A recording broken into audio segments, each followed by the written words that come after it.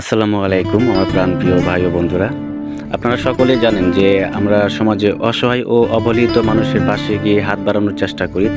তো আমাদের সহযোগিতা উদ্যোগের কাজের জন্য বিকেলবেলায় কটিয়াদি গিয়েছিলাম। সেখানে একটা জিনিস আমাদের চোখে পড়লো যে আসলে একটা বৃদ্ধ মহিলা, ওনার পায়ে প্রবলেম, উনি হাঁটতে পারতেছে না। উনি সবার কাছে হাত বাড়িয়ে কিছু চাইছে, কিন্তু কেউই তাকে রেসপন্স করছে না বা তাকে সাড়া দিচ্ছে না।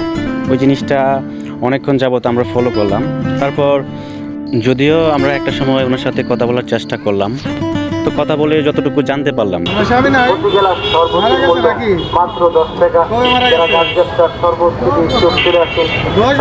দেন আমরা ওনার সাথে কথা বলে খুবই বিষয়টা খারাপ লাগলো। তারপর আমরা আমাদের সাধ্য মতো ওনাকে কিছু সহযোগিতা করার জন্য চেষ্টা করলাম। যাই পারি আমরা বহুদিন যাবৎ শরবত দেখেন আমরা দেখছি হাজার হাজার লোকই খায়, যিনি খায় তিনি বলে ভালো। আমাদের এই যে গাছটি আমাদের শরবতটা আছে, ঠিক আছে আমাদের জন্য দোয়া করবেন। আসলে এইসব অসহায় মানুষের পাশে দাঁড়াতে পারলে নিজের মনের একটা শান্তি মিলে, একটা তৃপ্তি মিলে।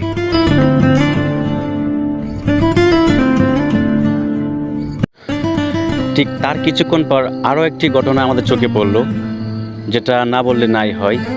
যে একটা বাবার বয়সী বৃদ্ধ একটা পুরুষ রাস্তায় হেঁটে সবার কাছে সাহায্যের জন্য হাত বাড়িয়ে দিয়েছে, কিন্তু সাহায্য কেউই করছে না এবং তার সাথে কথা বলারও চেষ্টা করছে না। তো আমরা গিয়ে ওনার সাথে কথা বললাম। কথা বলার পর জানতে পারলাম করেন কি ছেলে মেয়ে আছে না, ছেলে মেয়ে কি করে, আপনাকে দেখাশোনা করে, মাঝে মাঝে করে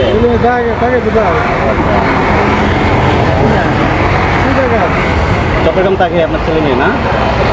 দেখ এখন হচ্ছে আমরা আসছি একটু দেখলাম, আপনাকে দেখছি, দেখলাম, দেখার পরে যে একটু কথা বলি আপনার সাথে, ঠিক আছে? যাই হোক, আপনার চলাফেরা কষ্ট হয় মোটামুটি।